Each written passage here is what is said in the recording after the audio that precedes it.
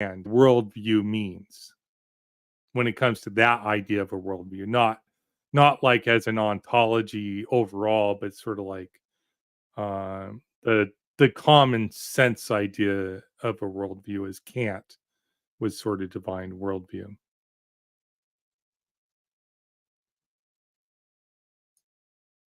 Oh. And so now he goes to like, Issa's fixing to write a script. I'm just reading the book. Like I highlighted certain passages of the book. And I only got about halfway through. I don't know if you read the book, Issa. Did you get a chance to read it, or I didn't get the book. Do I need to buy it, or where is there a link? you're Or I muted, thought you were going to Issa? send me a copy at Oh some wait, point. no, my headset's off. Were you going to send me a copy, or because you said you were going to send me a Try signed now. copy? What's that? You said you were going to send me a signed copy a while back, like a couple months ago. So Of this book? no, of your book. No, of the Scripture and Cosmology, reading the Oh, Bible between. let me take a look at this book. Work. I don't have it, but I can get it. Oh no, don't worry about it. I read it for this book review. I just found my books too. I said I'd send it to Robin also. I haven't done that yet. I haven't left my house for a while. But you can still comment on it. So now we're going into, he talked about what the cosmological worldview of ancient Israel would be. Although it's a fallacy to say there was one and only one ancient worldview, it is not too reckless to assert that certain philosophical assumptions guided human behavior. And this is interesting. The ideas and concepts prevalent in ancient Israel world, generally speaking, the very same ideas and concepts prevalent throughout the ancient Near East. As Walton states, the Israelites received no revelation to update or modify their scientific understanding of the cosmos. They did not know that stars were suns. They did not know that the earth was spherical and moving through space. They did not know that the sun was much further away than the moon, or even further than the birds flying in the air. Like the birds themselves were heavenly bodies to them. They believed that the sky was material, not vaporous, solid enough to support the residence of deity, as well as to hold back waters. One of those assumptions is the cosmological worldview, which Richard J. Clifford calls the biblical three-tiered universe of the heavens, the earth, and the sea. Consequentially, the ancient Israelite concept of the cosmos looks something like what Sandra Richter depicts in her book, The Epic of Eden. In fact, this view of the cosmos, we're just figure with one. I think we haven't got there yet. In fact, this view of the cosmos was not unique to ancient Israel. It was a accepted view of reality throughout the ancient Near East. So that you've seen this picture. Most people have. Mark's looking in chat. We looked at it before. We were looking at it before, I think, in our last conversation. Yeah.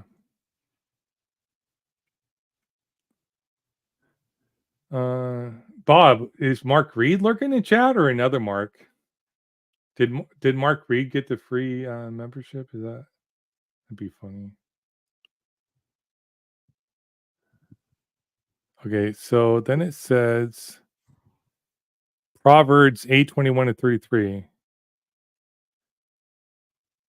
don't know why I highlighted that. I'll address the biblical evidence concerning three-tiered cosmology structure throughout the chapters 3 and 4. However, it might be helpful at this early stage to set the ideas of the previous section into a biblical context. This passage from Proverbs 8 is known as a hymn of wisdom. The Lord created me at the beginning of his work, the first of his acts of long ago. Ages ago, I was set up at the first before the beginning of the earth. When there were no depths, I was brought forth. When there were no springs abounding with water, before the mountains had been shaped, before the hills, I was brought forth. When he had not yet made earth and fields of the world's first bits of soil, when he established the heavens, I was there. When he drew a circle on the face of the deep, when he made firm the skies above, when he established the fountains of the deep, when he assigned to the sea its limit, so that the waters might not transgress his commands. Yeah, they didn't call it hell; they call it Sheol. When he marked out the foundations of the earth, then I was beside him like a master worker, and was daily his delight, rejoicing before him, always rejoicing in his inhabited world, and delighting in the human race. Hell is a New Testament concept, Ashton Richards. Hell was not It comes like from an the Greek. ancient. Hell is a Greek. It's a Greco-Roman. Yeah, it's not. It's not Hebrew at all. It's Yeah, Sheol or Gehenna. Sheol or Gehenna are terms that are used. This is where that's actually where you get like hell in Islam. They call it Jahannam. It comes from Gehenna.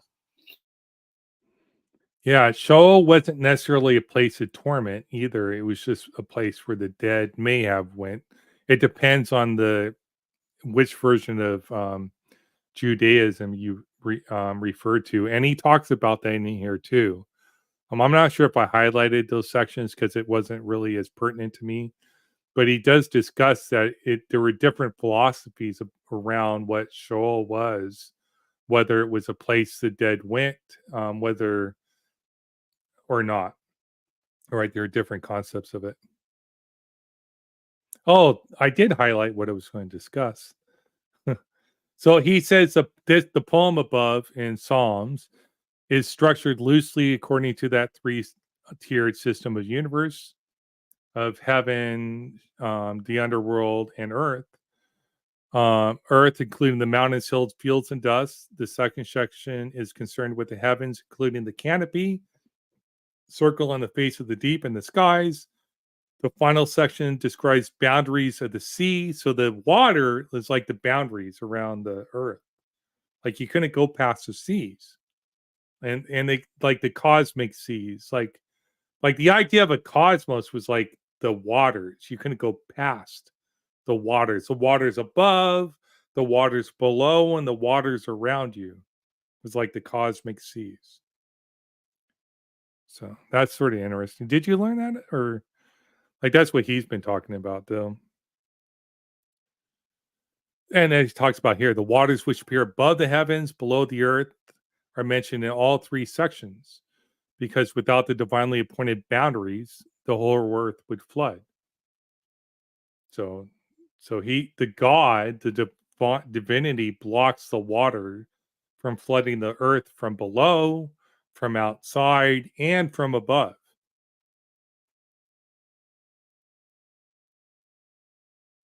Okay, here we go. So this is interesting, I think, right? Like to put it in context. I love that this guy's a Christian too. It's not like he's not trying to he's trying to put it in context, and he's not trying to sugarcoat it, right? He's saying that this is just God inspired them to write it in this way. Like, and it's just based on their own cosmology. It's not supposed to be taken literally.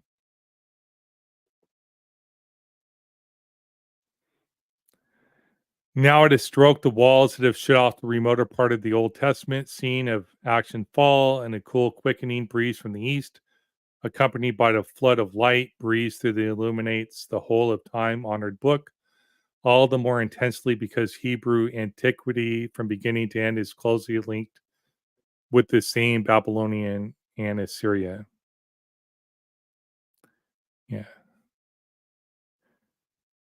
In time, scholars naturally began to temper their enthusiasm, making these links between the Babylonian and Assyrian um, cosmology.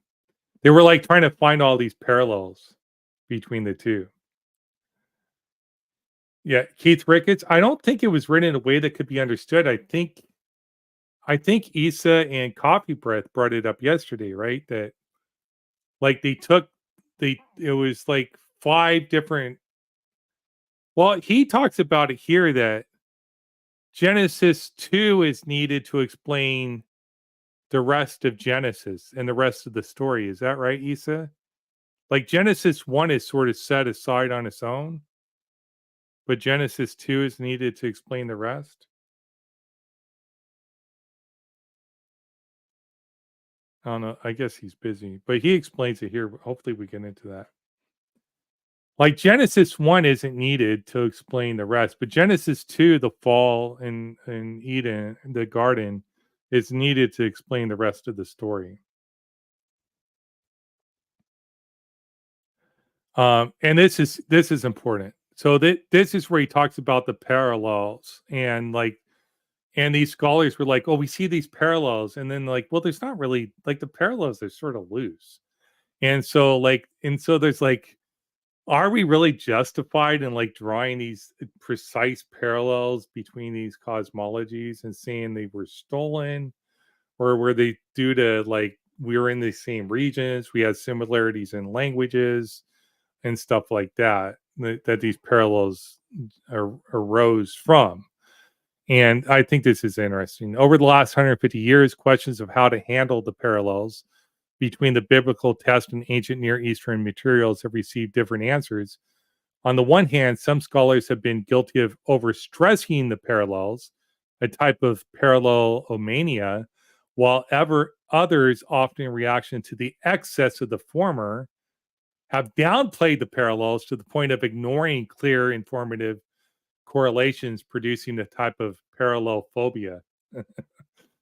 So you have parallel mania and then parallel phobia, where people want to draw parallels like patterns. I see patterns everywhere, and they're like, "Oh, there's no patterns, no." So it's like you should take it a little like with a little bit of humility, like, well, there's some appearance of parallelism, but is it really? So a little bit of humility, I think. Language itself has way more based on metaphors, simile, analogies in the old days. Yeah. From these extremes, oh, I'm missing my quotes. There we go. For these extremes, a more moderate possible position emerged, known as the contextual method.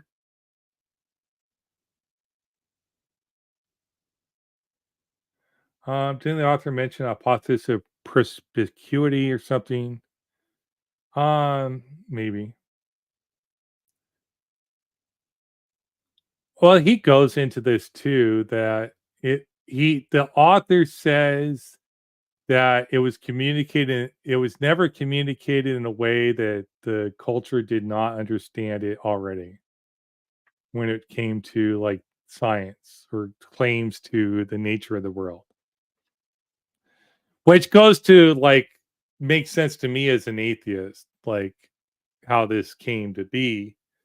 But like I'm not seeing that proves atheism, of course, but it, on atheism, it makes more on naturalism, it makes more sense to me.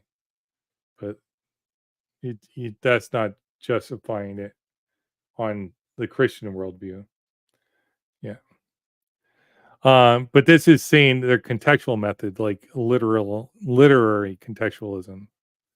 Advocates of the contextual method acknowledge that the biblical authors were not necessarily in direct contact with those other sources. Rather than assume a direct borrowing from source A to source B, the contextual method recognized that ancient Near Eastern texts arrived from a variety of cultural conditions: social, historical, linguistic, geographical, and chronological. So, from multiple methods that they arrive at these similarities, parallel ways of coming to similar conclusions. Nonetheless, Nonetheless, the people of the ancient Near East shared many cultural concepts such as language and superstitions, as well as ideas of family, life, death, kingship, labor, to name a few. In other words, the capacity to learn about the cosmos was restricted to a relatively small parcel of land where they lived, and water we call the ancient Near East. What lay beyond the mountains and seas, above the clouds and beneath the earth remained a mystery. Indeed, the vastness of the universe was equally beyond comprehension. Despite the limits to their observational evidence, the ancients were not deterred from drawing some rather confident conclusions about the structure of the cosmos. In light of the evidence, modern scholars of ancient Near East have been able to deduce a fairly consistent picture of how the ancients viewed their universe. The Bible is also full of parables, stories that were not supposed to be taken literally, but to give an example I gave was Nathan's conversation with David about Bathsheba.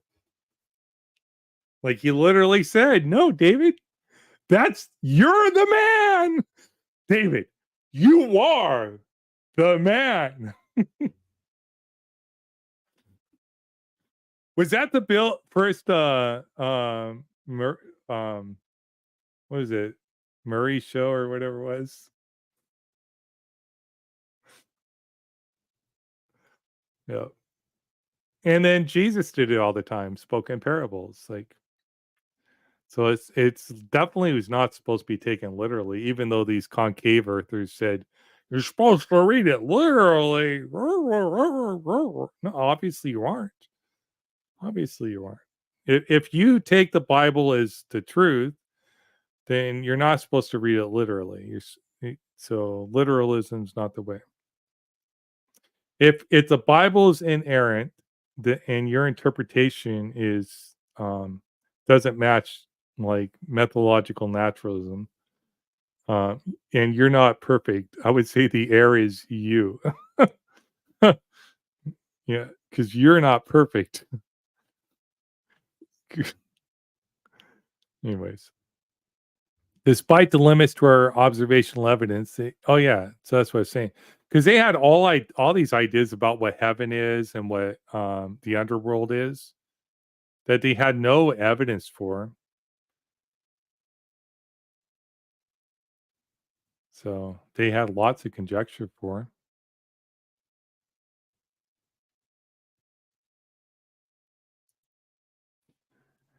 Hmm. You have anything to add? I've been just reading. No, it's fun. I've been looking actually at the book. I looked at that diagram. It was kind of interesting. It has the sun, stars, and the moon on the top, and it has the firmament of heaven, which we really don't know what that is. It doesn't mention the ether, which I think is interesting because I'd like to know where the ether is with that. Is that just the stuff that's all in between? Um, it has the mountains and pillars of the sky, the abyss of waters, Sheol, pillars of the earth. Um, I think it's kind of cool. I think it's a cool kind of cosmology. It's interesting. And then there's like windows above the water. I guess water is on the top. I think it's a kind of a cool idea, with very limited resources to kind of construct such a world, beyond what you can see. I think it's creative. Yeah. So but they had like they didn't have to. They had lots of ideas what heaven was, the upper heaven, the lower heavens, And I and the think it underworld shows was. the power of our human imagination. I think it's super Yeah. cool. Without even being able to see it, like because they knew there was some type of water thing going on. They didn't know what was causing it, but they knew floods happened from underground. They knew floods happened from the seas, and they knew flood happens from the sky, but they didn't know what was causing it. So they thought, oh, it must be God. It must be angering gods or some type of demons or something going on that they get angry and they let the waters come. So there must be gods or some type of divinity that gets angry or upset that lets the waters come from the seas, from the sky, from the underworld that we need to appease in some way to prevent it because they had this just a naive understanding because they didn't have access to the tools and the world that we do today to understand these different mechanisms and how it works. And we still can't stop it, right? We can't stop storms. The only thing we can do is prevent the ramifications of them and predict them better than we could then.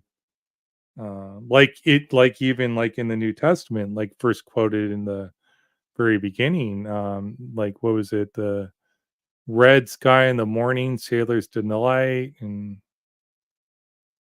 no red, whatever, something like that. When they go out fishing in the Sea of Galilee,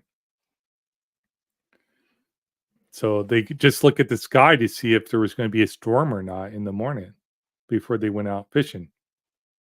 That's all they had. Like now we have much better tools to predict what the weather's going to be, but it's still not perfect. Then we have the expert on. Cool. And then we have the real expert is this Kyle Greenwood, but he's not here, so we just have to take him for his what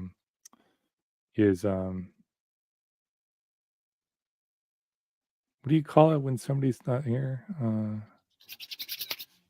It doesn't matter.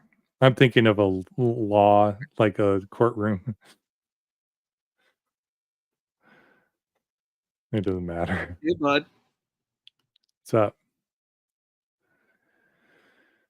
But yeah, so I highlighted a bunch of parts of the book. I only got 122 pages into the book. I failed. I read 3 of the books in between because I'm sorry. I like fantasy. I actually wanted to put a plug in for our buddy Coffee Breath. I just got a piece from him. Oh, nice. It's super amazing, talking about firmament and earth. Look at this beautiful scene. You have to get some piece of work from him. It's amazing.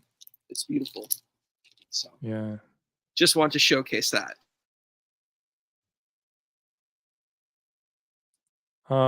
If we don't have access to weather broadcasts, these rules of thumb still useful. Yeah, dude. The old like farmers, like they just relied upon basic observations, like the like red sky. What's a quote in the New Testament? Red skies is fisher's delight, or I think I got it backwards. It was the first. Oh, I could just scroll up. Hold on. Red sky at night, sailors delight. Red sky at morning, sailors take warning. There it is.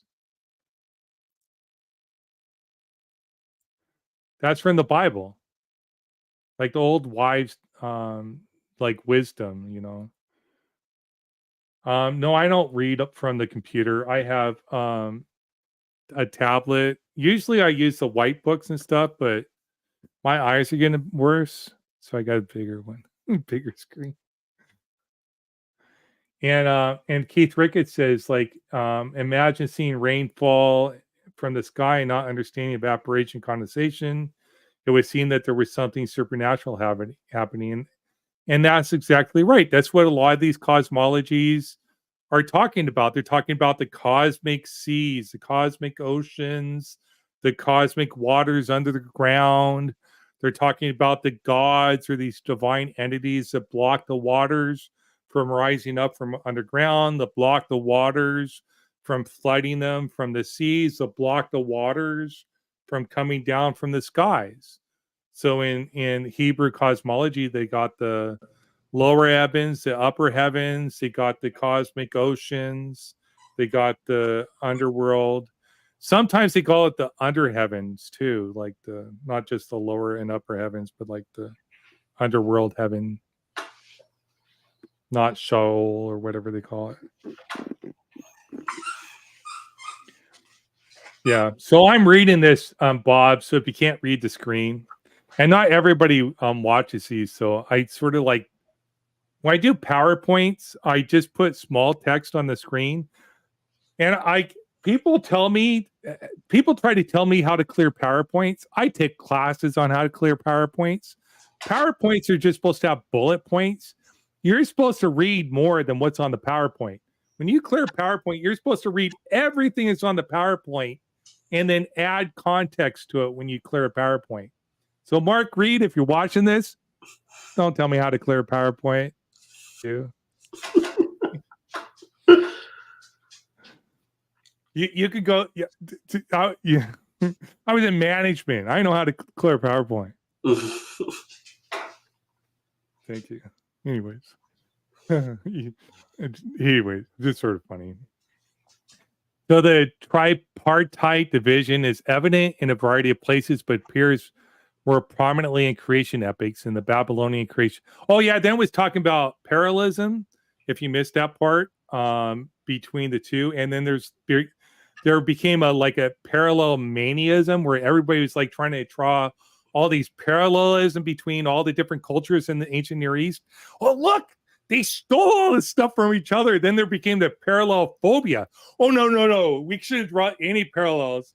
And then now they tend to follow what they call it. It's like contextualism, where they say, well, there's cultural similarities, historical, geographical, language, and then historical. Like there's all types of these contexts we should infer. We shouldn't just ignore the parallels, but we should look at parallels within all these contexts, not just say it. There is a parallel, but within all these contexts. Anyways, so I love this author. Like he's a Christian. He believes it's true, but he's being like you do. He's being honest about the context of where these stories are coming from. And I like where he go. Like when I get to the end of chapter 2, I think it is, where he brings up the point that Genesis 1 could be a standalone book, but Genesis 2 is needed to understand the rest, like Genesis 2, Genesis 3, and stuff like that. Like Genesis 2 more sets up the story, even though you need Genesis 1 for Noah and like all that, right? But well, Genesis 2 is the Yahwistic source, and so the story that's told in Genesis 2 is followed throughout the Yahwistic source, which is kind of cut and pasted throughout the Torah. So the Yahwistic source is much more of a narrative story. The first chapter of Genesis, I believe, is the priestly source, which is not so much narrative and flow. So it wouldn't necessarily have some kind of narrative content. Yeah. And this is still just going in again, like he's drawing a parallel between like the Near Eastern cosmologies. Well, and that right there is one of the things I think I commented in one of those videos, is one of the biggest reasons why I think we can know that the creation epic in Genesis 1 is directly related to the story in the Enuma Elish, because the word Tiamat has almost an exact phonemic translation from Akkadian into Hebrew through Ugaritic. So you can see that that phoneme tohu vavohu, which is the word in Hebrew. Okay, so in the Hebrew Bible, it says in the beginning, everything was tohu vavohu, and that word only exists one time in the Hebrew Bible. And when we translate it, we translate that to mean, Isa, you're muted if you're trying to talk. We translate tohu vavohu to mean formless and void or chaos, right? But that word has this really weird structure to it in Hebrew language, where both of these words end in a U. Well, just so happens that almost every noun in Akkadian ends with U.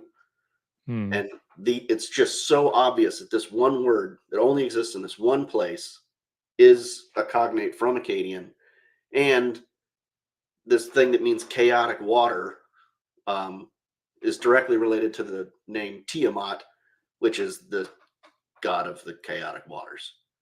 So it's pretty evident, at least from that analysis, that these are directly related. Yeah. No, I love this book. Like I never really understood like these stories and how they make much more sense. These cosmologies make much more sense to me now. Like why they would have believed that these, like, because it would have been dangerous. Like, well, we get floods from underground, we get floods from the ocean, the sea, the oceans, we get floods from the skies, and we get earthquakes when the skies rumble, the mountains rumble, the lands rumble. We get all these catastrophes from these certain things that happen. And we got these 3 tiers, it seems like. And then, like, when we throw something out across the water, and he talks about this, I think I passed it, I didn't highlight it.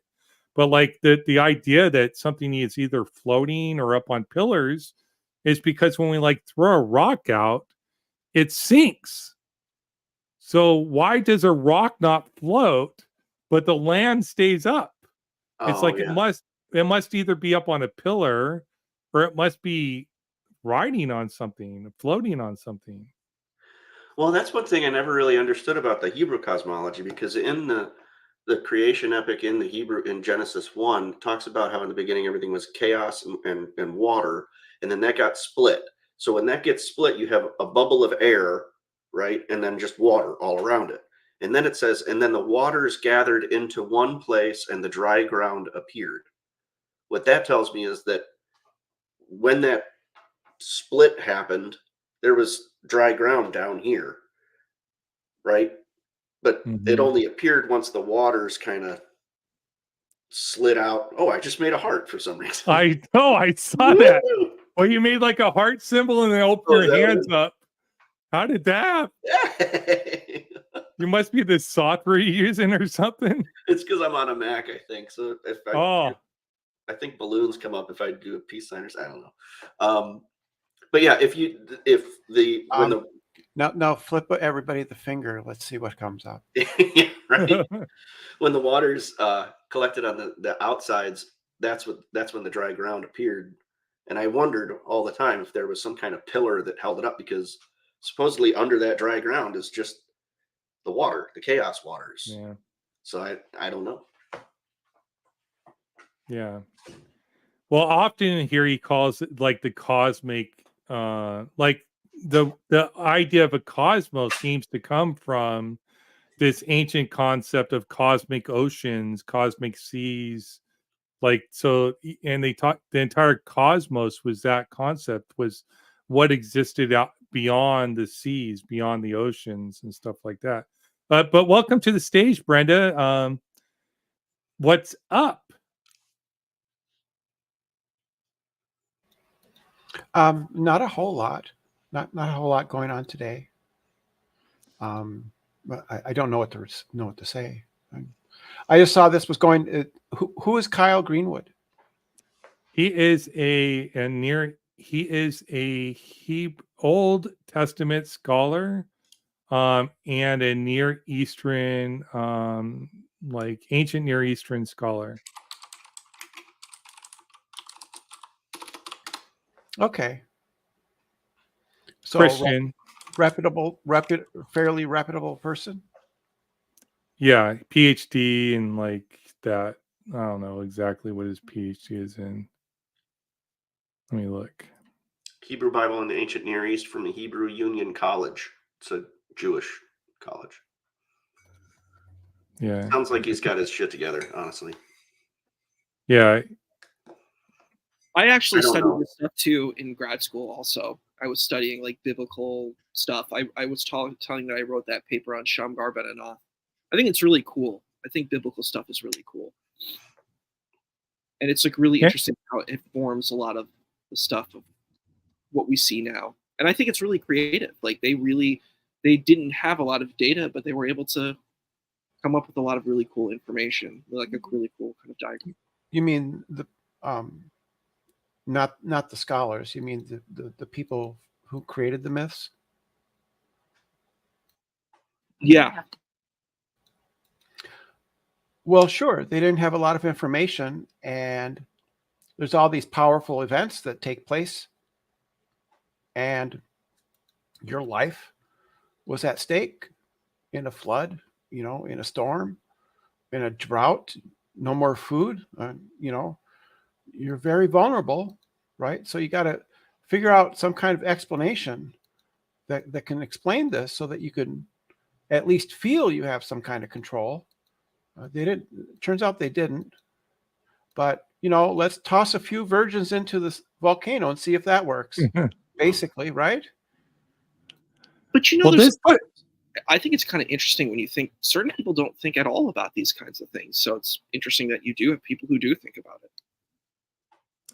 This puts Noah into context too, because when they said the world flooded, they meant their world. They didn't mean the whole world. Their world was where they lived, where they could walk. So because there's a passage she covers about Satan, they thought their world was a physical place that they could walk across in a few days. They didn't think their world was very large, and he Well, yeah. covers that. Well, Same with in the Egyptians. Hebrew Didn't Bible, think, when it talks about the flood, it mentions that God opened the sluice gates in the Rakia. So there were actual like windows in the hammered dome that was the sky, and that's when that chaotic waters from outer space essentially started falling in, threatening to fill up the bubble that we all live in. yeah. Yep. Yeah, that was a lot for a lot of cultures. The Egyptians pretty much thought their world was the Nile River was pretty much their entire world, wasn't it? They didn't go much further than that. Well, the Egyptians were in charge of Canaan. They were stretched almost across the entire Levant at one point. That's why when people talk about the Israelites leaving Egypt, there's some thought that maybe that just refers to the time when Egypt was in control of Canaan, and then Egypt stopped being in control of Canaan, and the Israelites took over. So they came from Egypt, just they were there, and Egypt kind of left. Now, I've heard that there was, in fact, a local flood for for that region that was covered quite a large area. Definitely not the whole world, but definitely quite a bit of the Mediterranean area. Am I wrong about that? It's sort of a really vague memory that I have. I've heard that, but I don't know of any archaeological evidence for it. Flooding wasn't uncommon in the area. Marshes were, I mean, a lot of the ancient Mesopotamian mythology and stories talk about things in the marshes and in the flooded areas because flooding was not uncommon. They did have irrigation. Was it Irving Finkel talks about how the Noah's Ark was probably actually a coracle shaped like a disc, like a bowl, and not like the boat that you normally see, because that was a very common method of shipbuilding back in ancient Mesopotamia. So, but I'm not familiar with a large flood. That doesn't mean it's not true. I'm just not familiar with it. I just want to ask a question. How can an atheist who believes a God doesn't exist be a normie? Like, anyways, but go ahead with your conversation. Well, sorry. Oh, sorry. Well, you can be a normie because belief is on the decline in the United States, isn't it? Religious belief is declining. But not faith in God. I think most people believe in God. They might not believe in church and synagogue and masjid and mandir and gurdwara, but they usually believe in God. It's very rare to hear people say outright, like, yeah, no. I think that there's been studies that show that the nuns, not necessarily out and out atheists, but people who would click none in a survey, religious belief, click Catholic, Muslim, Hebrew, Jewish, and none, and atheist, the nuns are quite large. It's like I 20. That's my It's position. like 20 some agree with- percent. But Christians I'll- still dominate, and theists still dominate. It's just. I agree that there's none, but the point is people still believe in God. That's the point. If you're saying I don't believe in God, that's yeah. The percent of people that will say they believe God doesn't exist is still very small. Even amongst atheists, even amongst people that say they're atheist, I'm a minority. Yeah, it's very hard. Like, can you imagine running for office and saying I'm an atheist? You could say, hey, I don't believe in religion, but to say you don't believe in God if you try to run for office, it's going to be very hard. Pretty much anyway. I guess I'm a normie, as in I don't like swear. I don't attack people for their beliefs. Like, whatever. I don't care. But I want to get back to this book review too, because that's the topic of the show. I wanted to engage this point real quick about. I was Yeah. thinking about Gilgamesh. This reminded me of the Gilgamesh kind of narrative because we were talking about Noah and stuff like that, and just the idea like water is such an important space, and thinking about the connection between ancient peoples and water, like what Brenda was saying, it's this idea of this water is connected to life, and it's survival. So water seems to be a major motif and theme throughout all of it. Mm-hmm. Well, and another thing that I think is an interesting parallel is in the Enuma Elish. I was talking about this a little bit yesterday. Marduk sends the winds into Tiamat, and she swallows them, and you're kind of like, oh crap. And she gets all puffed up because she just swallowed all of his winds, and then he shoots her, pops her with a bow, and that's what causes her to split in half.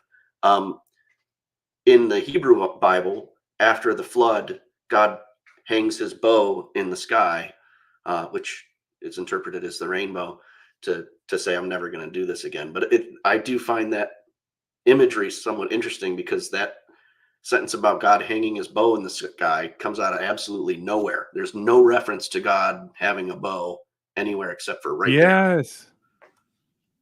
What is that? Why a bow? And why do they reify it as a rainbow? Well, I don't know why it becomes the rainbow, but I think it's a bow because Marduk used his bow to slay Tiamat. But he does slay other creatures in the ocean. They do talk about in one of the Psalms, right? Yeah, he tames the Leviathan. Yeah. Is it just isn't there a couple creatures he tames, or is it just the Leviathan? Behemoth and Leviathan are the two that I'm familiar with. Which are probably a hippo and a crocodile. Like physical creatures. That's the thought. Not according to Final Fantasy. If you see them in Final Fantasy, Leviathan is this great super snake, and what was the other one? The Behemoth. The Behemoth is this sort of like chimera looking creature with horns and stuff, and it has like a bull snout. Have you seen that, Coffee Breath? The Final Fantasy versions of it? I have not. So I used to work at the Oriental Institute in Chicago doing archiving clay tablets. And on the back of all of these clay tablets, they would roll a seal to say, so-and-so got this tablet. And that seal had imagery on it. And often that image was of like somebody fighting a big, crazy dragon or something like that. So, but I'm not familiar with the Final Fantasy version of it.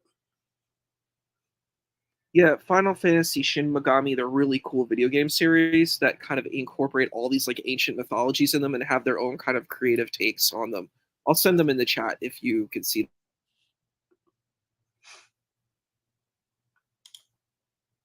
And that was another thing I find interesting about this story is if you've ever been out in a really powerful rainstorm, exposed, like camping in a tent or something during a really powerful rainstorm, it's scary. And I think that in some ways, this was the people of the time telling the other people, don't be scared, it's really okay. Especially if you think in this rainstorm, what's happening is that water, that ocean up above us is threatening to cave in and completely flood the bubble that we all live in. And Marduk, or the storm god, is just blowing its wind in there to inflate the bubble to keep us alive. And so the storm is actually, the storm is the thing that scares you, but it's actually the effort of the god to keep the bubble inflated so that we don't all get wiped out and die. So in some ways, I think it kind of paints that scary storm in a different light to make it less frightening for you. So I think this is important. I skipped ahead, but because I want to reify the Bible, and you were like, no, don't. You're like lying about the Bible. You didn't see that, and that you said it more politely than that, Coffee Breath. But anyways, but other people have said that too. But I'm still going to do it anyways. These three tiers, the heavens, the earth, and the seas, provided the basic structure and models necessary for explaining the entire cosmos. It might be argued that the language used by the ancients is purely phenomenological and did not necessarily represent how they actually thought of the cosmos. That is to say, was this model in reality merely a metaphor for a deeper, more sophisticated understand the real nature of the universe? After all, we often use similar language when we speak of the sunset, the depths of the sea, the sky opening up, and rain falling from heaven.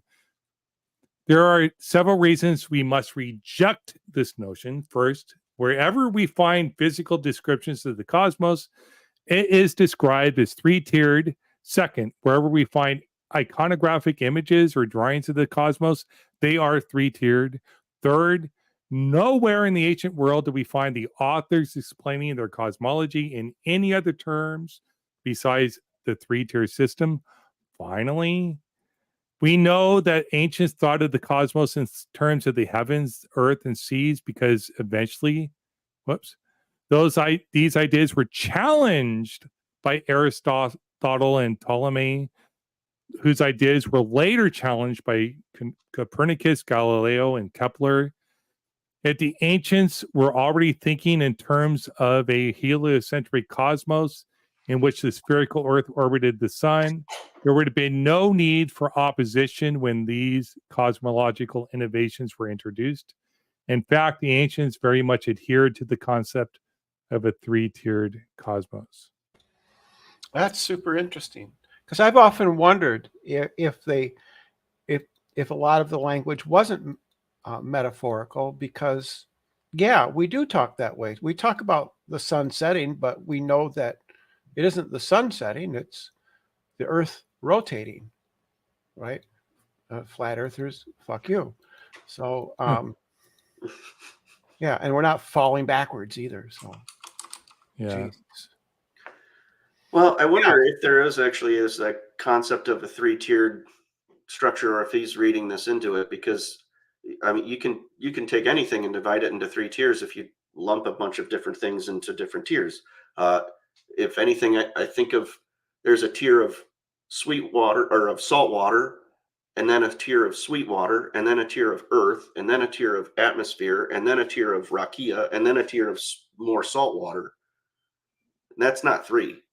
Yeah. It's only three if we take a bunch of those and group them together and call it three tiers, which is, I think, what he's done. Well, I think that's a broad concept that people have accepted in academia when they're talking about the concepts. Is sort of like there's some type of heaven, there's some type of earth, there's some type of underworld. And those things can be broken up into different tiers. Like even in the middle, in Central America cosmology, there's like 15 heavens, earth, and then like 9 layers of underworld. So you could say, well, it's 9 plus 1, 10 plus 15. It's 25 layers. But broadly speaking, we would say it's like a 3-tiered system with like multiple layers of each. But even with the layers, like heavenly bodies in the lower heavens, they considered birds to be heavenly bodies in Hebrew cosmology. They run across the rakia. Yeah. Well, and I wonder how, I mean, maybe that's just what would happen for a terrestrial animal coming up with a mythology. It's this, there's stuff on the plane that we live on, there's stuff above us, there's stuff below us. That's just going to come up with three tiers. Right. So perhaps Yeah. that's not terribly surprising. Sun orbits around the celestial sphere, which is contained within the concave Earth. Not according to the cosmology within the Bible. The cosmology within the Bible, for Near Eastern cosmology, the sun would be orbiting. So, as far as I understood it, it orbits within the heavens, the upper heavens, I guess. Or is it the lower heavens? I'm not Can't familiar remember. with there being more than one kind of heaven. I'm familiar with the rakia, and then everything above that is water for forever. But I don't know if that's actually accurate. Well, all I know is I've heard of like seventh heaven, and so I assume that there's like layers of heaven, 1 through 7. I I would thought that guess, was but Muslim. I don't know anything about. That's more of a medieval concept that came about after, prior, a little bit before Dante. Yeah, I thought that was more modern, like Mhm. 7 hells, 7 heavens, and Isn't it 9? And that comes from Dante's Inferno. I 9, honestly don't know. 9 levels, because 9 is in numerology is a bad number for some reason. uh, It's been a long time since I've read the Divine Comedy. I thought 9 was the number of man in numerology. No, I think 8 is for man. I'm not sure. I thought it was 9. Yeah, it's 9 in Dante. 9, 9, 9, 9, 9. I just love that in hell, it's frozen at the bottom. Yeah, in Dante's hell, Satan is frozen in a frozen lake. Yeah. Right, he's immovable, right? It's not at all like sort of the cartoonish version we have now, where it's like a lake of fire and all that stuff. Well, he's trying to but- get out, and he's beating his wings. And every time he beats his wings, he refreezes the ground and traps himself. Yeah, the male masculine numbers are 1, 3, and 9, I guess. So, but in numerology, I don't know. I just remember from my dad, like a long time ago. Yeah, I don't know. I just know So Tyler's 666. well, 666 adds to 18, which adds to 9. So 9 is the number of man, but 666 is the number of beast. Oh no, course, it's in the older 616, manuscript. isn't it? I thought it was 616. In Well- the earlier manuscripts, it's 616. Yeah. Yeah. But in numerology, 666 is 18, which is 9, which is the number of man. Well, what's the number? Can't they get that right? Well, it depends on what form of numerology is, Bob says. And who you're trying to vilify when you're canonizing Mhm. it. If you're trying to So- vilify Nero, So or 777 is like a divine number. 21 is also a divine number, and then 3 is also a divine number. Yeah, 21 is definitely divine. That's when you get to drink. But 3 By your 3 own is rules. 3 is also a masculine number, a man number, of course, because it's a divine, 3, and then 1. So 1, 3, and 9, 7, 21. Anyways, yeah, it's a bunch of bullshit. Yep. I'm going to run make us a cup of coffee real quick. I'll be right back. All right. I guess the concave earther guy left. I went to their Of course, coffee breath has to Discord. talk. No, he's still in the chat. Oh, he hasn't responded for a minute. Anyways, I went to their Discord and then they were like giving me shit because my name is Ozian the Conspiracy Slayer. And they kept talking I just left their Discord. I'm like, whatever. Like, I'm talking to my chat. Like, I don't have, like, come to my chat. They think I'm just dismissing all conspiracy theories out of hand. I'm like, no, I'm not. Well, now they probably sent me a message. Do I want to accept it? Oh man, I Some hate conspiracies people. are true, right? Like when there's a criminal gang and they conspire to steal and do things, that's a conspiracy and it's true. People are giving me debate prep notes for my debate against Witsit. But he's arguing for geocentrism. Like, that's a philosophical position. Like, it's not a science question. I would really push the geocentric because that's going to drive a wedge between him and the flat earthers. How can he Yeah. face them if he says that it goes for a geocentric universe? How can he go back and say, oh yeah, I'm a flat earther? I don't know how he can do that. Well, I want to educate him on the Machian worldview, which is that the sun exists and is far away and the earth is a globe. But I'm not scientistic and I don't worship science like he does. I don't worship the independent variable and the dependent variable. I am a philosopher, so I want to know. So physical center is meaningless concept. So when I talk about center, I'm talking about value and stuff like that. So what does center mean? Like, so I want to know what center means. So I want to present an argument for centrism. There we go. He's gonna like not know what to do. And so I'm going to Don't- argue for the weak anthropic principle and the strong anthropic principle. Don't spoil yourself. He's going to not know what to do. He told me that naturalism means that the universe is all that exists. He's such an idiot. Is that not true? No, What exists beyond the universe? I don't know if anything does. Oh, okay. So what does naturalism? How is That all causal relationships are natural.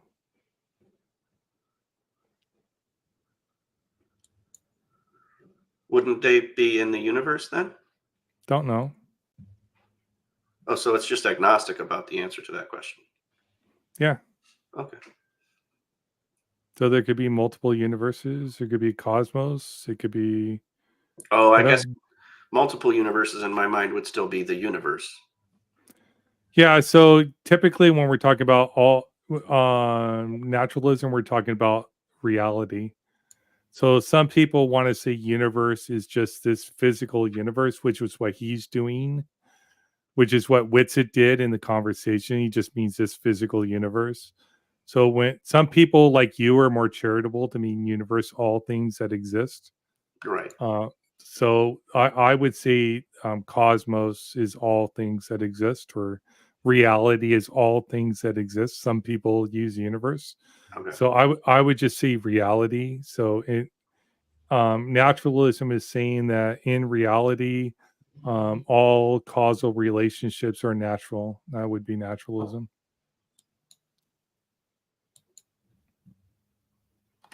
Oh, okay. As So there's far no as such thing as a causal relationship which is not natural. yeah, there would be no causal relationships that are not natural. Would there be?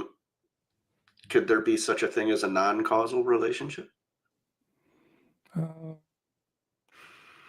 don't know what that would mean. I don't either. Anyway, sorry. Right? Back. It sounds like an incoherent statement, right? It does. It But- does. Not necessarily. If you just had a thing that existed and never interacted with another thing, it would.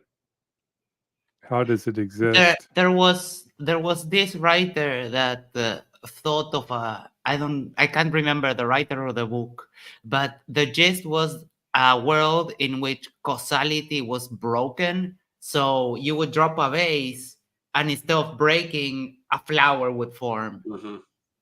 Yeah. And it was pretty interesting. Yeah. So I believe that indeterminism seems to be fundamental to the nature of reality. So it sort of supports the weak anthropic principle. I think everything that happened, all the forms of the universe that happened before me, must have necessarily have happened for me to exist. But I don't think I necessarily must exist.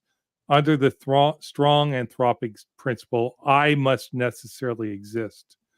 So it must be, so God must have necessarily caused all those events to have happened previously. So I exist due to God's divine providence. So the centeredness could be God's divine providence for my necessary existence.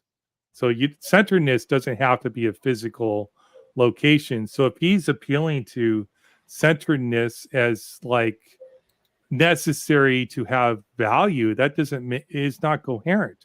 Why do you need a physical locale to have value? That doesn't make sense. It really doesn't. Why would us being at the center make us any more important than something at a fringe? No, it's the divine providence of God's creation that gives you that divine value. It has nothing to do with locale, because God is supposed to be outside of physical locale and outside of time. Outside and well, inside at the same time. Yeah. Yeah. It depends on your theology. If you consider God to be tenseless or timeless. So, or both. You could hold. I don't know how you hold both, but I've heard people suggest that God is tenseless and not timeless, but I don't know how that's coherent. But Yeah. that, but whatever. That It would be hard to know how God has thoughts if he is tenseless. I don't know what it would mean to be tenseless. B theory of time, like under like most cosmological models that are physically possible, um, and mathematically possible, they fall under B theory of time, which is a tenseless form of time. It means that all points in time are ontologically true, past, present, future, all exist, have all ontological existence. There's no point in time that is more true than any other point in time. I think Um, Einstein subscribed to that or something like it. yeah, it's sort of like a hard deterministic view of the universe, but it looks like under quantum mechanics views of the universe, if that is true, fundamentally true, that it looks like indeterminism may be true, and we just gave out a Nobel Prize in physics for an indeterminist view of the universe. So maybe it's not fundamental. So I don't know, which really supports a weak anthropic principle of reality. And so if fine tuning is true, it's not necessarily true that this form of the universe exists. It could have been, so it could be like multi-universal theory is true, that it just emerges from some quantum foam or whatnot. I don't know.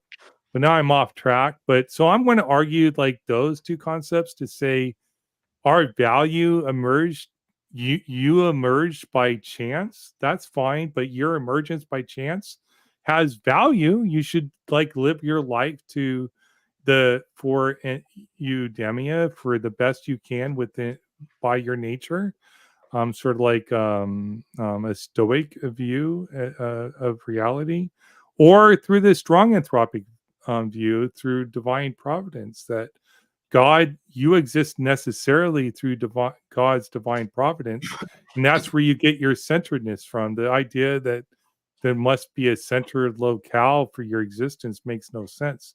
Why must would there be a center? Either under the Machian view of relativity, there's no reason to assume there is a center of the universe, because Mach believed that the sun exists, that the Earth exists, and everything rotated around the Earth, but he didn't have any concept of how large the universe is. I know I have to teach you your own worldview with it, because you don't understand your own worldview with it, because you don't understand how large the universe is either under your own concept, because you deny the universe even exists, because you deny the foundations for your own worldview, because you deny what Mach was actually teaching with it.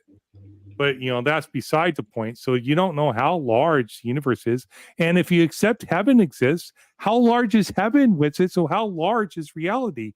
You don't know. Heaven exists beyond above Earth. How large is heaven? There's no center of all existence. It's an incoherent concept. Under any worldview. Anyways, that's going to be my argument. That sounds I'm great. really curious Actually, to see where it goes. that sounds great. Actually, so yeah, Whitsitt also has very confused ideas about light. He doesn't Oh understand yeah. light at all. He thinks that light doesn't travel at all, that it's instantaneous. He has no idea what light is. Yeah, he just has a hodgepodge of really badly formed beliefs. Yeah. So And why am I going to you could prove that light travels by turning the lights off and recognizing that it takes a noticeable amount of time for the room to grow dark. Well, he denies light can be quantized. Oh yeah, that was fun. Yeah, he thinks it's a wave, like always a wave. He denies it could be quantized. He denies it. He thinks it's instantaneous. Yeah, I told him it is a wave, but it is quantized as a photon, and that was just not possible for him to understand. He denies photography. Yeah, yeah. I The could say if you want to feel, the problem I you want- see is that he makes a lot of claims, but never goes beyond the implications of that claim. So if you say that we cannot quantize photons, then yes, you are actually denying photography. When you say this, you actually imply that, and that part is always missing in his reasoning and in his Yeah. arguments.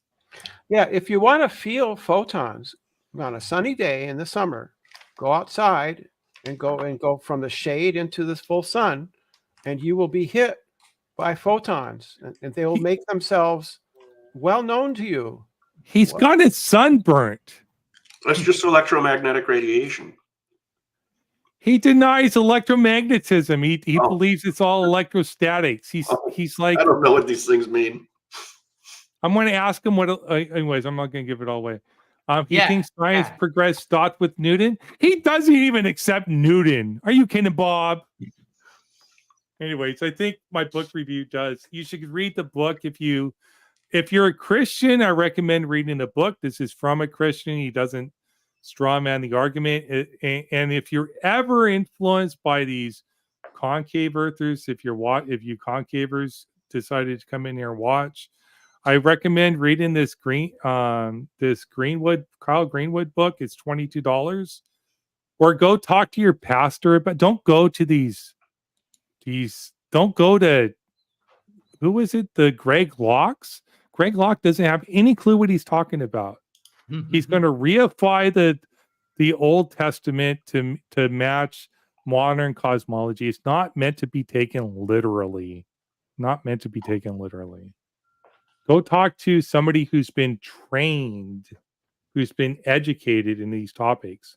Go find a pastor who has a PhD or something in theology, who's been educated in these topics. Go to a church that has pastors who have degrees in these topics, and not some from some fly by night friggin' school, from an actual academic, a rigorous school in academia. I don't care if they're like what denomination it is when it comes to that, but that actually understands these concepts, who isn't going to lie to you. Like, I became an atheist from an academic, a Catholic priest who was educated in theology, who sat down with little 5-year-old me because I had questions, and who taught me the differences. And people were like, well, and people do, well, that wasn't a very good Catholic. Like, no, that was the perfect Catholic. Like, he understood the topics well. He didn't lie. He didn't sugarcoat it, and he understood the problems. And he understood lying to me would never make me a good Catholic. And I think that's a large part of the problem with these very simple understandings of the Bible, is that they work until you're 12, and then you start to ask questions and find real answers, and then you're like, well, shit, that's all wrong. And if your whole faith is based on these super simplistic readings of the Bible, and you find out that they just don't work, then your whole faith can fall apart. Yep. This is a danger to you Muslims out there that are teaching that the Quran is scientific, to you Christians out there, the fundamentalists who teach your Bible is literal. When your children actually are allowed to go out there and educate your children will end up hating you. And you don't care. And you will suffer, because your children will fall from their faith, and you will believe that your children will be condemned to an eternity in hell, because your children will lose their faith in your God. That doesn't exist in my view. So I'm like, but the problem is, I don't want your children to suffer. I don't think you should be teaching your children that they're going to be punished for eternity. Okay, here's the thing. You shouldn't teach your children that if they do wrong, they're going to go to jail. You shouldn't teach your children if they do wrong, they're going to suffer eternity in hell. You should learn how to negotiate with your children. You should teach your children why it's bad to do wrong. You should teach your children why they should do good things. that you should teach them like through parables. You should teach them like through moral lessons, moral guidance. You should teach them like, why is it bad to pull Julie's hair in class? Because it hurts Julie and it causes her pain, and causing pain to Julie causes her suffering and it makes her sad. And when you feel sad, it doesn't feel good and you don't want to feel bad, do you? So why would you want Julie to feel bad in class? Right? That's the type of lessons you should be teaching your children, is role modeling or role playing and stuff like that. And you can do these scenarios with your children through story, through role playing, through acting out these scenarios with your children and stuff like that. Not through threats of eternal damnation, not through threats of calling the police, but through these concepts and ideas that they'll learn and remember for their entire lives. And you just described the Bible to me, Oz. The Bible does all of that for me. It's supposed to. These ethical stories are supposed to do that. When I went to school, we spent every day, and I went to secular schools, right? Public schools. We read stories like this every day. And these old like Greek mythologies and stuff like that. I read the children's versions of them, right? And there were all these parables. Like it was like, you do this because of this. Like the hero comes in, does this, does this. The bandits came and robbed them, so you have to save this and do this and do this and do this. It's about the lessons in the stories, about righting the wrongs and why you do it, why you don't do this, why you do this. That's what children should be learning, and it shouldn't be threats. I used to get mad, and my wife, my first wife, not my second wife, that didn't show up, the mystery wife. She says, now that's a debate. She says she's going to show up. Yeah, I believe it. Let's see. Whatever. I'm gonna also, take one thing off. I'm taking off. See It's you. supper time. I haven't had supper yet. Yeah. Take care, Thank Brenda. you, Brenda. Have a good night. One other thing that is really useful with kids is teach them by example. So if you want your kid to read, you read, and they'll see you reading, and they will get that bug of, okay, that maybe my dad does this or my mom does this. Maybe there's something to this reading thing. So yeah. Example goes a long way. Brenda got on. Oh, that's not why Brenda, right? She left because she wants to eat. Anyways, I ramble like that. I believe in peaceful parenting, though, and not threatening children. Don't threaten children. Negotiate with children. Negotiate with children. Negotiate with children. Teach children lessons. Don't scar children. So you see these children learn how to sing and do all these wonderful, playful things and stuff like that. Then you wonder what happened to them when they grew up. Like, what happened? What happened to them? But not all people are like that. Some people still are like children when they grow up, right? Like us. Oh yeah, me. Yeah. Like some But people it's had not a decent bad parents. thing. Whenever I get with my nieces, they love me because of that. Because if they want to go on the floor and play, I will crawl on the floor with them. I don't care. But they have my nieces have 10 uncles, because my sister has many brothers from different parents, right? So I'm the only one who does that, because I'm the only one who doesn't have children of my own. And they like me the most, because I will, if we want to crawl in the mud, I don't care. We crawl in the mud. It's okay. Yeah. That sounds really fun. It is. I remember my stepson, for this mystery woman, he would get in trouble at school, and they would she would want to yell at him and beat his butt or whatever. And I would just I said, no, what did he do? So he'd hit somebody or pull their hair or do something like that. And so I would pull him aside. I was like, okay, what did you do at school? Okay, hit me, and then I would like role play what he did to me, like, and then act all sad and stuff like that. And it's like, well, that made me sad. It hurt me. I cry and stuff like that. How's that make you feel when you do that to me? He's like, not good. It's like, well, that's how they felt. Like, well, they got mad and started fighting back. Well, yeah, because it made them angry because they want to fight back. Don't you want to? What if I hit you? Would you want to fight back? Yeah. Like, yeah, that's what they want to fight back. It's like, so let's pretend like I hit you. What are you going to do? I want to get, it's going to hurt. Like, yeah, it's going to hurt. And then he'd go to school for like a month and have no issues for a month. Just, and then I'd role play a couple more scenarios with them. And he'd be perfect at school for like a couple months. And that's all I would do. And like, she's like, how did you do that? Like, he's like, he's good. Like, it's that easy. It can be. It can be. It depends on the kid. Yeah. I'm not, yeah.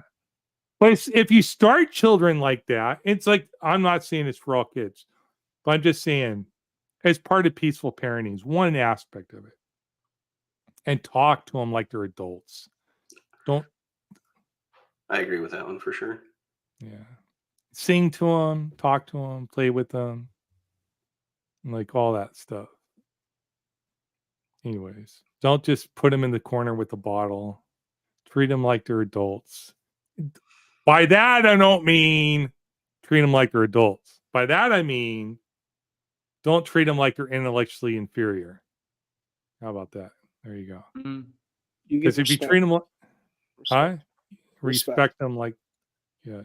I was just I'm taking an allied health class, and that's what we're talking about. Like, how do you treat adolescents? You have to treat them with respect. You treat them like adults. That doesn't mean you give them the privileges of adults, but you can treat them as adults. You know, you treat them as equals. And I know exactly your point, and that's what it is. Yeah. I've got 2 kids. I'm not going to pretend to have a clue the right way to parent children. Yeah. I know what I did, and I know when it worked and when it didn't work, and I don't know how to tell anybody else what to do. And they're not the same, right? Like, Not at all. Totally different. Like, Yep.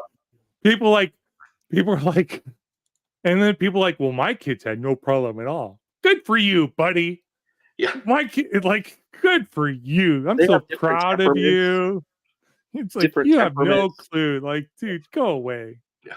I remember my daughter having a panic attack because there was a carpenter bee in her room, and it was late at night, and I caught it in a little piece of Tupperware, and I was like, hold on to this little piece of Tupperware. It was in there. It couldn't hurt her at all. And it took her maybe an hour to work up the courage to hold this piece of Tupperware. And she was so proud of herself because she worked up the courage to hold it, and like still remembers that story to this day. And I was like, this is great. This is going to be like a breakthrough moment. She's not going to be terrified of bugs anymore. And no, that did not work. my baby brother, he was 15 years younger than me. So I like raised him basically for the first 5 years. And he had a mom. Anyways, whatever. And I say baby brother. He's like 37 now, I guess. But he wouldn't stop wanted to touch the hot stove that was baking something. But you can touch the front of the stove. It's not going to burn you. It's just going to be hot. But he's like 2.5 or 3 years old. And so I was always pulling his hand away, telling him it's hot, don't touch.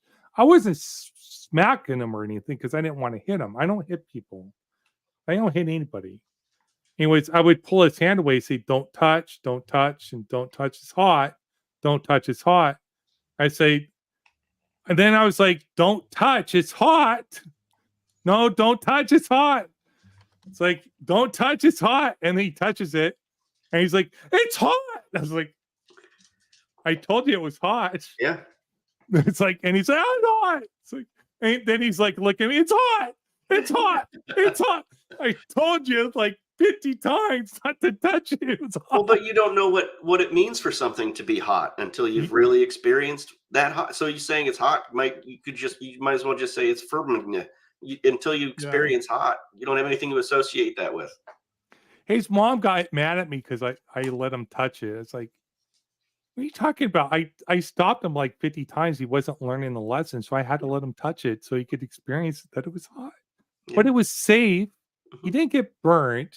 It wasn't that hot. I touched it first, Mhm. and then I Not let him pressed touch his it. face into it and said, "See." It's like, well, he got red, a little red, but he didn't get burnt, like because it's sensitive for his skin because he's like 2.5. But he had to experience it. He wouldn't stop, and now he's telling her all the time, "It's hot. Don't touch it. It's hot." And then I could use it against him if I wanted to. Then I had to think, can I really do that? Can I do that? Can I use it against him? Because I could tell him, "Don't touch it. It's hot," and then he won't touch it, whatever it was, right? But then it's being No, but then you dishonest. erode the trust in the power of Yeah, that. Yeah. yeah. So you I mean, can't do it. he's still gonna touch it, and if he touches it and it's silky smooth, he's gonna be like, "Wait a minute, You're lying to the me. gods have fallen." Yeah. Yeah. I love my brother. Anyways, I guess we're gonna end the stream. I didn't cover it, but anyways, people should read the book. It's very good. It covers all the concepts we've talked about all week long. We'll get to the refuting flat earthers tomorrow at 9 p.m. I'm going to have a debate. I'll moderate a debate on geocentrism, and it should be good. We're going to do a pre-show at 8:15, right, Max? Eastern Yes. Standard Time. Yep. And then probably about midnight, because we'll probably have a bunch of super chats, and it's going to be Ryan hosting. So who knows? It'd be me and Witsit. So I imagine there'll be quite a few super chats. Oh my god! They've got to start putting a cap on those things at us. Like, if it's 2 hours in, just say no more super chats after this. We'll read all the ones we have, but no more after this time. I mean, what? Like, think of you as the owner of the channel. If you keep getting money, why are you going to stop? It's that I think that's a short-sighted view of it, though, because the level of people that you're going to be able to get on the channel is going to go down, because you're not going to be able to get like a PhD who's willing to sit there through 5 hours of super chats. They're just going to say no right out of the gate. Not like they get PhDs on there other than Dr. Josh every now and then. So Yeah. I don't know Or how much of a concern PhD, that is. Tony. Oh, We yeah, also PhD. have a couple of other shows scheduled on Sunday at 9 p.m. Eastern. We're making part 2 of the video we did with Dr. J about the flat earth verses in the Bible. And we're going to analyze a few more of those. And we already have the next Tell Me That Story show for Wednesday with Isa. Isa is taking over the main chat for the night. And we're making a part 2 of the Book of the 1001 Nights. So hang around. There's a lot of content coming. Thanks, Max. I guess that's it. And then on Sunday, you're going to do a show with Dr. J with more of the 200 flat Earth proofs from the Bible. Yep. Awesome. And then next Tuesday, I got another debate on Juranism. Me and Craig fight the flat Earth against Sovereign Soul and somebody else on flat Earth versus globe. So more of the traditional flat Earth content. So we should be doing a pre-show and after show on Tuesday. Oh, there's a MDD debate tonight. Oh shoot, what's it on? No, I think it's it wasn't. Is it just like the one that was ending? it was the one about the OnlyFans thing, but I think it's an old one. Yeah, that's an old one that already happened. I can't believe I got a video. I got my own video now. Yeah, that OnlyFans that already happened. So that's a podcast only, Hannah. So that's not live. We already did the pre-show and after show for that. Max, have you seen any of the Greater Sapien videos? No. He has a whole playlist of the 200 proofs where he goes through each one. I think he's on like number 80 right now. No, I don't know that channel. Can you send me a link? But the good thing is that here we Dr. J reads them and he gives us his theologian interpretation of the verses, and I give like my atheist, and hopefully Isa joins the Sunday, and maybe you too if you want to join, or and those, and we can talk about them a bit more. But the last show, it turned almost into a debate because we had taken back Eden, and uh, it kind of moved away from the original topic as things usually do. But yeah, it's a fun thing to do, to go about the verses and stuff. I'll check it out for sure. My kids are in West Virginia this weekend for a dance competition, so I actually have time to like do whatever I want this weekend, which is fun. Awesome. All right. I'll let you close it out, Max. I'm going to All go right. eat. Yeah. All right. Bye. Thank you for your show, and remember, like, share, subscribe, and there's also the merch store. Isa yesterday was rocking the Matters Now hoodie, which is chef's kiss. Us added a few of the designs without the square on it, so you just get the logo, and there's a bunch of new colors for the logo and stuff. So check out the merch store, and you help support the channel directly through there. Thank you everyone for joining us, for supporting Matters Now. It's very important that you're here for us, and we wouldn't have a show to do if we didn't have an audience. So thanks everyone, and we'll catch you tomorrow for the pre and after shows. Thank you, Isa. Thank you, Coffee Breath. And let me just say before we go, I caught your show yesterday, and it was so awesome that I didn't even want to interrupt. But thank you for the show yesterday. It was really, really cool. Take care. Have a good night.